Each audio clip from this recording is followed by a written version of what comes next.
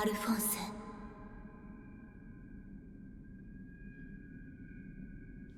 I have chills しっ right か now. りしなさい、アルフォンス。誰？ Oh, 行くのはまだ早いよ。 it's mom. まだまだ君は。利用させてもらわなきゃならない。 Wow. Oh, すみません。ここカナマですか？ oh yes, Hohenheim's here. Woo. ホウさん。うん？客だよ。 Wow, the whole squad. 来たか、エド。いきなり殴るなんてひどいじゃないか。しかも右で。お友達が増えたな。成り行きで行動を共にしているだけだ。ちなみに俺はこいつら全員のボスね。それは息子がお世話になっております。いやいや、本当にクソ生意気な息子さんで。うっせえ。ああ、これね。隠してもしゃあないか。おっさんも隠さず話せよ。Hey, 明日が約束の日なんだろ。 he gave him that punch. すべて話すよ。 Yeah, it's about time, isn't it?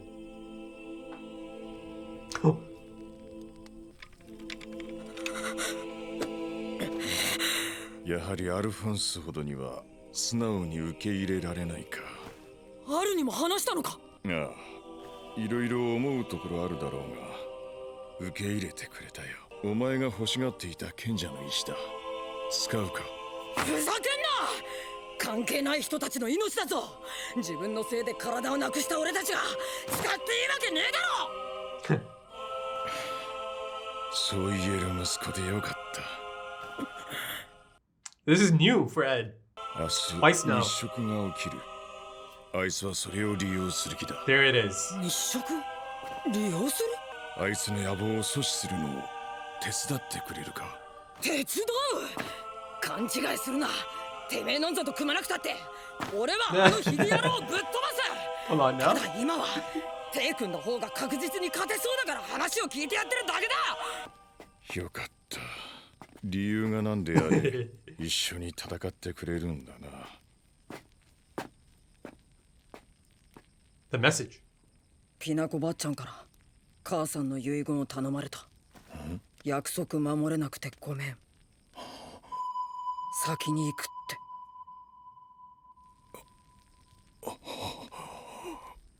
確かに伝 Yeah, え he's た。 gonna be crying.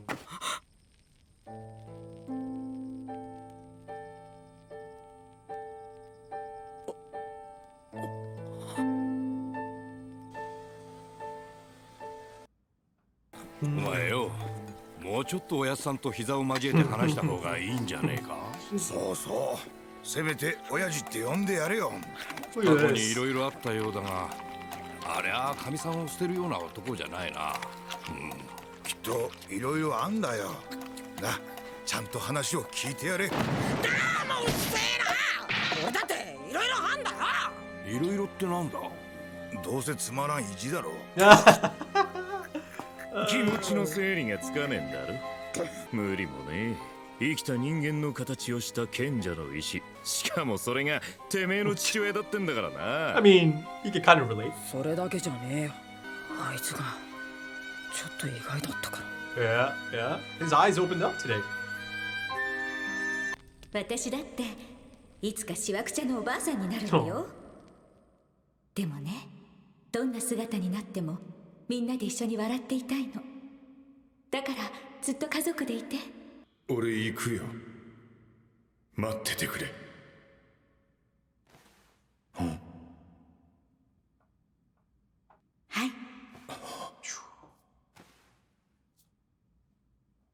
待っています。 Wow. 約束守れなくてごめん。先に行ってるか。一緒に老いて死ぬのは叶わなかったが、後から必ず俺が来ると信じてくれてるんだな。明日だ、トリシャ。はいどうぞ。 Huh. Tomorrow. Yeah. The return. またこんな派手なの着る気か？なんで赤なんだ。奴らと最後の戦いになるだろうからよ。気合い入れていかねえとな。ここで別れといた方がおっさんたちのためだと思うんだけど。おいおい、手下のくせに勝手に決めんなよ。やっぱあれ元の体に戻りたいとか。どうかな。この体いろいろ便利だし、別にこのままでも構わないかな。そうでなくちゃ。じゃあなんで？まああれだ。他に行くところもないし。ここにいる方がいい目見られるってな。野生の勘が言ってる。なんでセントラルに戻ってきたかって教えねえよ。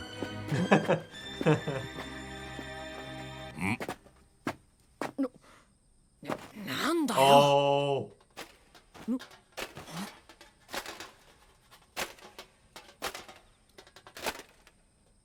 No. Are they controlling Ed's body? It's like Al? His armor? なんだ。 They know something's off. 合流できてよかった。元気だったか？兄さんも無事だったんだね。あれ、お前どこか悪いのか？ Sure is. Ooh. どうして？ Ooh. いや、なんとなく。エド！リン、そいつから離れろ。それは。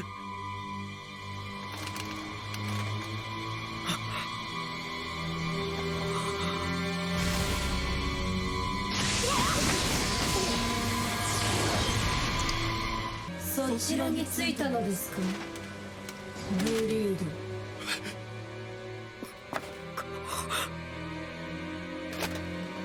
Wow, that looks beautiful. Look at this. またそんな人間に乗っ取られるなんて。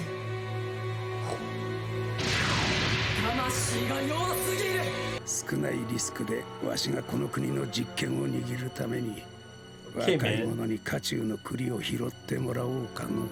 とか考えているのだろうな。このタヌキは。Oh God. ある。プライドだ。プライド。何としても裏切るのですね、ブリード。 It's in his nature. 君は我々にとって邪魔者でしょう。 Oh, here it comes. なんでここが分かった？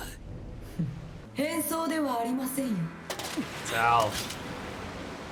紛れもない君の弟の体です。 Yeah, go on, show us the seal. Yeah. Hold on. 大丈夫だよ。あいつら俺とあ Yeah, る it's が time to 必要だ collect the から殺せない sacrifices, right? でもこっちは思いっきり本気を出せる。遠慮なく倒させてもらうぜ。そうです。殺しはしません。 But 手足の 2,3 本はちぎれるかもしれません、さてお友達も捕らえましたがどうします？スラムの人間も捕らえれば言うことを聞きますか？そう毎度やられっぱなしではいられねえよな。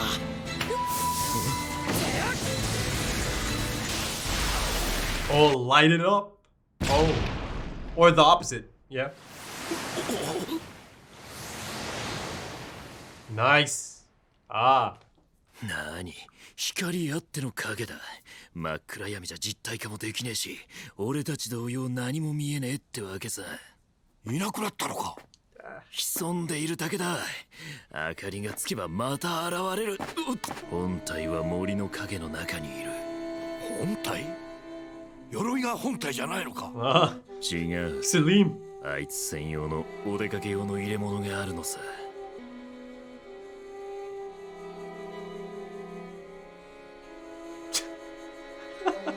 It's still so jarring. スラムの明かりが戻るのを待って。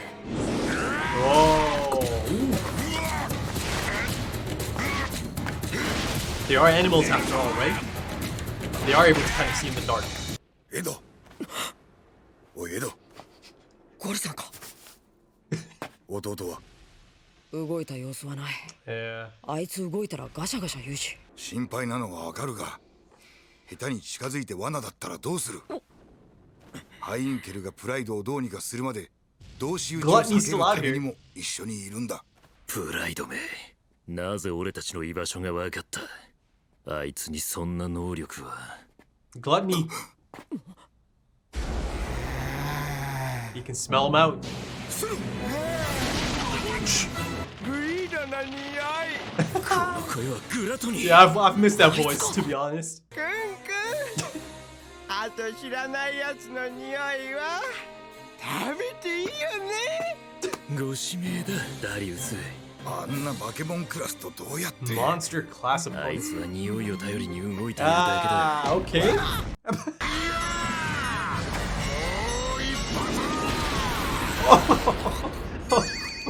네, 오꼬리사. 交代しろ。俺ならホムンクルスの気配を察知できる。プライドに気づいたのも俺だったろう。この暗闇なら俺の方がうまく立ち回れる。ふざけんな、もともと俺の体だ。いただきます。そこだ。 Oh, Caitlyn. いいね。お前と組んでよかったぜ。どうも。これ怒った。お腹すいた。なのにお前が He's angry. さっさと食われてくれない。だから。 Oh no, not again. Don't end up in there, man. やばいって何が？ Oh, oh, oh.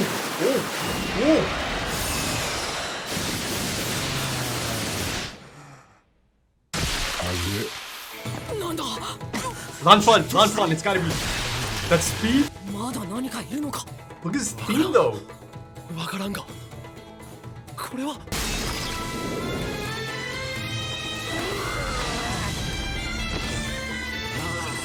Oh no, Gluttony. Yeah, it's not fun. Wow. Wow. 作祭で何より。待っていたぞ、ラファン。 Alright, folks, episode 47. Yeah, it's a big deal, isn't it? Because just the 3 episodes left to that milestone of 50 episodes, right? And, you know, it's one of the longer anime on my channel at this point. And, you know, sitting here, it certainly feels like I've been through an epic in the span of the 47 episodes. And of course, now in the conclusion of it all. Because tomorrow is the eclipse, right? And he plans on exploiting it, Father, that is. So, you know, a few confirmations in this episode, a few reunions. You see that right at the end there in the conclusion. There's quite the phenomenal return for Lan Fan, you know, decked out in her new automail. As far as reintroductions go, that's one of the better ones, isn't it? And of course, the score, the really specific score. I think this is the first time I'm hearing this, right? I suppose it's kind of being linked to Jing, you know, that really specific score. Though at first, or maybe not even at first, it does kind of have this, you know, Arabic, Middle Eastern tone to it as well, doesn't it? But of course, it's great to have her back. And it'll be great to see her face as well. You know, they didn't give us everything just yet. I'll be honest, you know, you guys know my feelings on Gluttony. He's like the one, or it's the one homunculus that I've always felt bad for, right? And I always kind of do have pity for Gluttony. So to see Gluttony get beat down like that, right, and essentially be in pain, you know, it always kind of, yeah, you know, it's kind of sad for me, at least. You know, I'm not even sure if this is a thing, but for me, it's always a little bit sad to see Gluttony in that type of pain, right? And you know, I think that's such a brilliant character design, I suppose, or focus or approach to make the audience, or at least this audience member, kind of have this attachment to that homunculus, that character that is trying to harm, you know, some of these other characters that us, the audience, has come to love and adore. But again, you know, I can feel for Gluttony as well. And again, that also kind of goes back to the whole childish nature. And also, right before that, the thing I really liked is Greed and Ling's new dynamic, essentially. You know, it feels like more of a unified front. You see the first step towards that, right? That there's almost this understanding all of a sudden that, okay, you know, they're better served to kind of switch back and forth, right? As the situation kind of demands. So I'm liking that. Really liking that aspect of this. So it'll be interesting to see how that dynamic plays out in this final moments of the series, the final stanza of the series. But given the episode count, I don't think the promised day is just around the corner. Even though in universe it is meant to be tomorrow, right? Don't think it's coming that soon, right? There's a lot that needs to happen. I mean, ultimately it is the grand finale of it all, isn't it? So there's a lot of things riding on that and the connotations of it. So yeah, I don't think I'm getting it just yet. Not just yet. There's still quite a few episodes to go. But the thing that is so exciting here is that, the timely return of Lan Fan and perhaps her grandpa as well. I'm sure he's off screen or he's close enough, I'm sure, close by.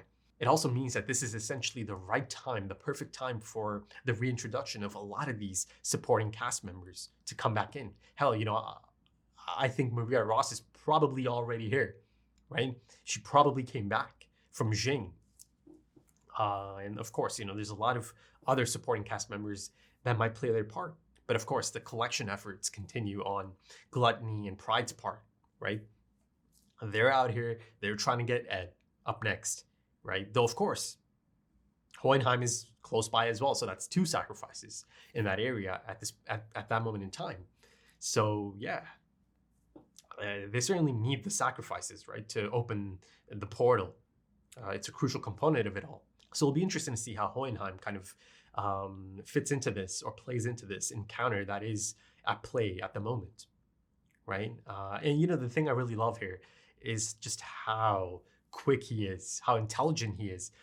He could tell at a moment's notice that all of these lights going out is clearly by design. Like you could tell that just in a few seconds time, a split moment, essentially, a split second, he was able to essentially put together that, okay, Ed might have done this through alchemy. Like he could tell, he could just tell it's alchemy. Him and Father, again, have that really intrinsic link to alchemy, don't they?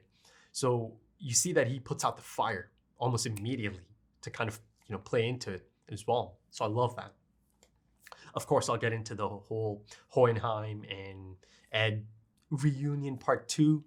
It kind of does play out as expected for the most part for us, the audience, because us, the audience, knows Hohenheim's true nature for a long time at this point, right? And for a lot of us, it's never been in doubt, right? For a lot of us, it's always kind of been this expectation and belief that, okay, clearly, this man had his reasons. I'm proud that I never actually doubted the man. And that's not to say that it's unrealistic to doubt him, but I feel like I just felt like it was never even going into that direction, for me at least. Chalk it up to experience, I suppose. I've seen so much, and I'm sure many of you can relate. Once you see so much, you just know, okay, this is their father. They come from this nice family. Surely, he had his reasons to walk out. And the fact that they don't give you those reasons early on makes it even more likely that indeed, he had his reasons to go out there, to leave the family at that point in time. And then, of course, later down the line, the story is going to exposit that information to us. But before I get into that, let's kind of continue this encounter, right? Pride using Al's armor. I mean, it's not really Al's armor, I suppose. Ultimately, it's Hohenheim's armor. But yeah, isn't it crazy just how creepy that armor becomes under the control of a different entity altogether? I mean, that was really creepy. It was like nightmarish to see that armor come out of the dark slowly. And even creepier than that is the fact that Pride is able to just mimic Al's tone, his voice. So much so that it fooled Ed. Ed didn't have any reason to think this isn't Al. Until, of course, the Chimera and Greed or Ling tell him to step back. You see their instincts are a little bit more heightened. But of course, I think that is understandable as well. He's seeing his brother after a long time. There's been a time skip in the middle as well, right? But also on that front, is it just me? Or did Ed not look as old as he looked in the last episode all of a sudden? To me, it almost kind of felt like he's gone back, or the character model has kind of gone back to his younger form.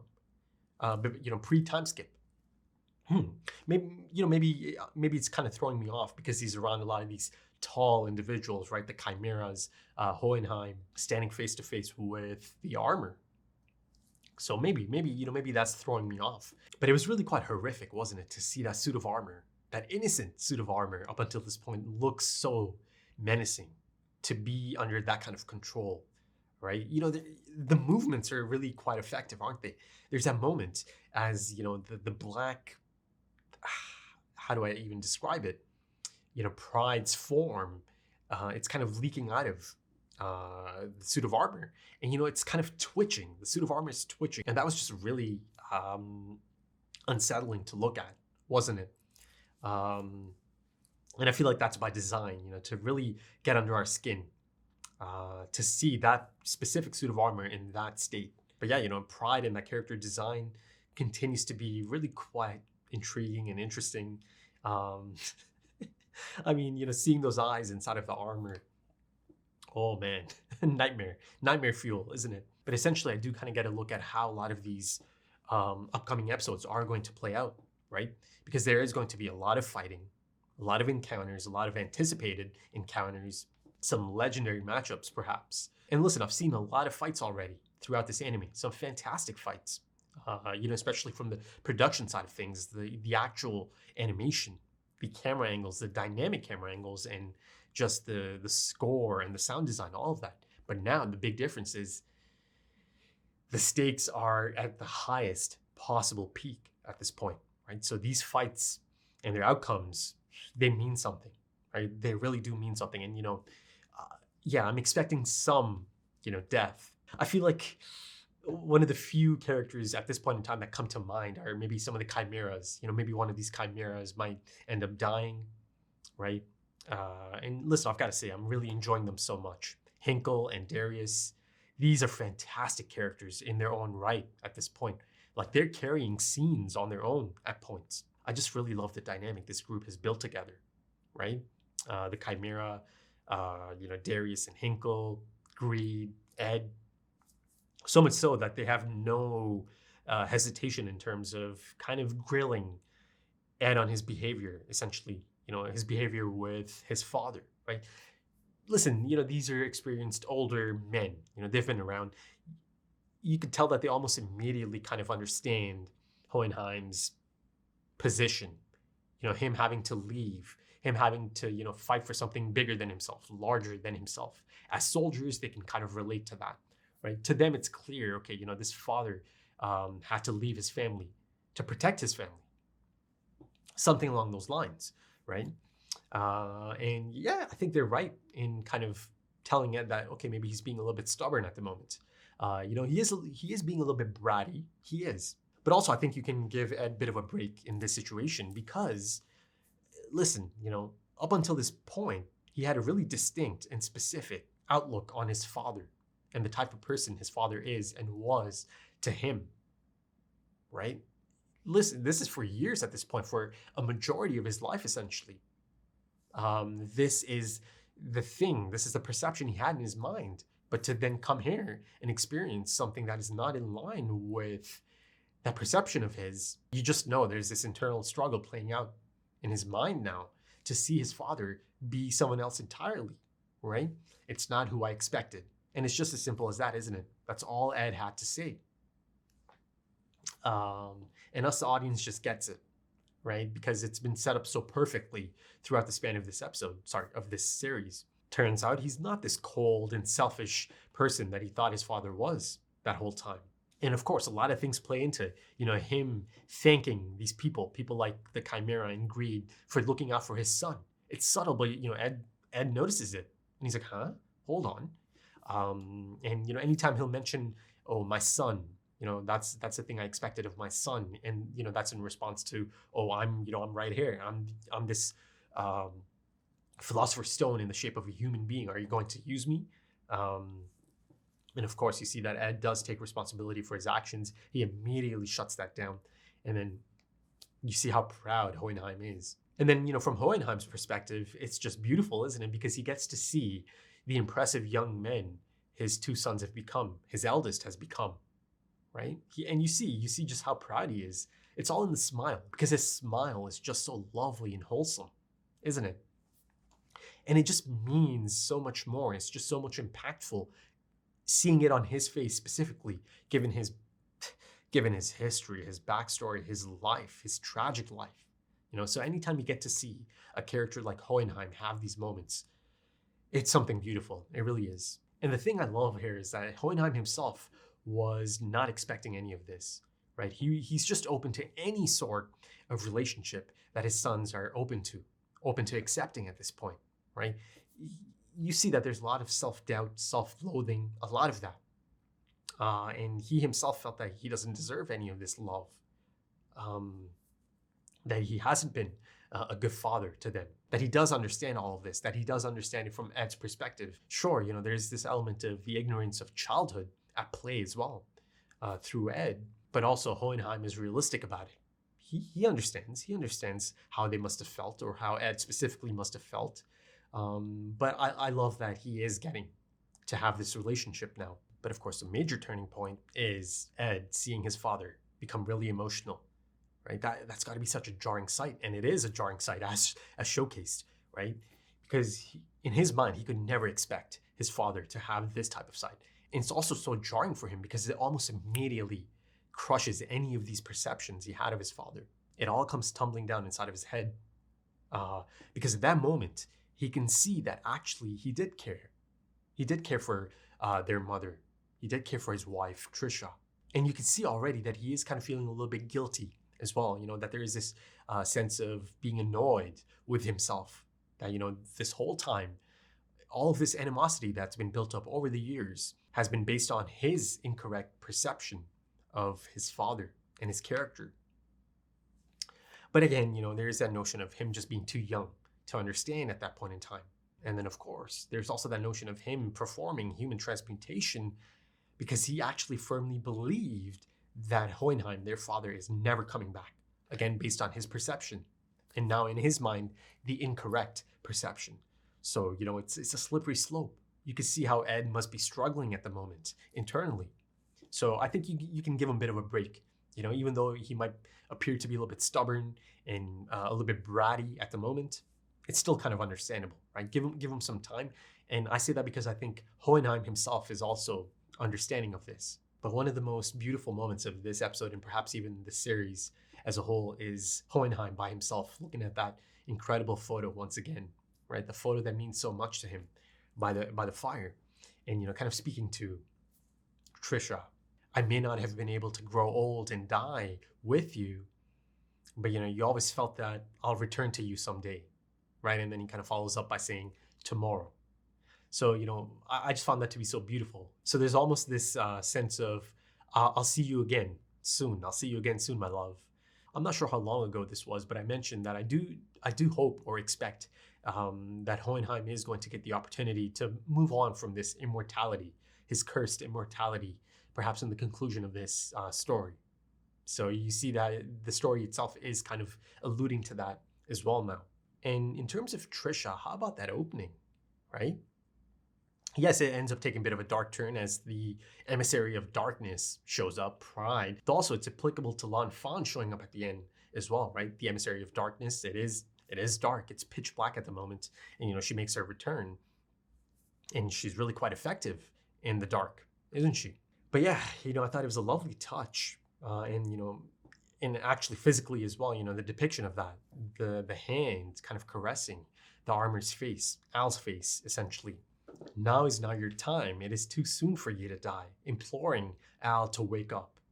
I thought that was a lovely moment. Also, there's a look at the aftermath of the train blast. And, the whole notion of the missing body. Wrath, King Bradley. And Grumman being really uneasy until he sees the dead body. He's an old timer. He's quite impressive, isn't he? And, Mustang knew Grumman's nature. Right? It's not a surprise that Grumman is quite the tricky fellow. Now, there's an interesting approach here. It actually kind of even feels like it's a little bit ambiguous, isn't it, in its presentation? Because at first, it certainly feels like it's just Grumman actually thinking all of that, because it's quite the prolonged internal monologue, isn't it? But then, it cuts to Miles, and the line of dialogue there is, that's how this guy must be thinking at this moment in time. So, it's a bit of both. maybe Grumman actually is thinking like that, or maybe he is thinking of the different possibilities. Because listen, ultimately, it is a smart move to kind of hedge your bets, isn't it? To think of all the different outcomes and then act accordingly. But the fact that they actually do focus on Miles, just thinking that to himself as well, it feels like it's more so Miles just being on edge and being careful, right? That's just in his nature. And especially since he is a soldier of Briggs as well. So that being said, it is left a little bit ambiguous, isn't it? You could totally see Grumman thinking of possibilities, but I don't think he's about to, betray Mustang or anything. But again, it's understandable that Miles could be thinking along those lines. And he's right. He shouldn't be trusting anyone just yet. That he should have his guard up a bit, for sure. And also there's a few moments, right? Things like Ed kind of trying to cut them loose, right? Because he doesn't want them to be caught up in all of this. That you shouldn't have to be a part of this. That you shouldn't have to be in danger, right? But I love how the Chimera respond to him. Maybe I think there are some benefits to keeping this body. And even Greed kind of almost covers his intentions, doesn't he? By saying, oh, I'm not going to tell you the reason I'm returning to Central. It's this big secret, right? Listen, maybe there could be a little bit more to it, but to me, I read it as, okay, Greed wants to be a part of this. He wants to be a part of this group, that he wants to be a part of this found family once again. And he's not really able to just be upfront about it. So yeah, but again, there could be something really quite interesting there as well for Greed. I'm sure there is, especially once Greed maybe does come across some of the other homunculi. Right? Yeah, he came across Pride and Gluttony just now, but there's a few more, and maybe he does come across Father once again. It'll be really interesting to see. And also, you see earlier in the episode, Ed has the ponytail, but later in the episode, he's got the braid because clearly he noticed his father has the same hairstyle as him at that moment. Listen, my dude, you can try, but you look just like your father. Especially as you get older, you look just like him. And listen, I think by the end of the series, it is something he'll become proud of. Right? I firmly believe that. I do. Because I feel that there's a lot more to come in terms of this relationship or patching up this relationship. But yeah, I think that's about it for this one, folks. If you enjoyed that, consider dropping a like, consider dropping some comments, give me your thoughts. If you are interested in early access or perhaps even full length and early access to the next few episodes right now, consider checking out the Patreon page. The link is in the description and the pinned comment. Also links to social media. Okay, episode 48 up next. So thank you so much for joining me, folks, and thank you for your time, because time is precious. It really is. And I do hope to see you again soon for the next one. Till then, take it easy.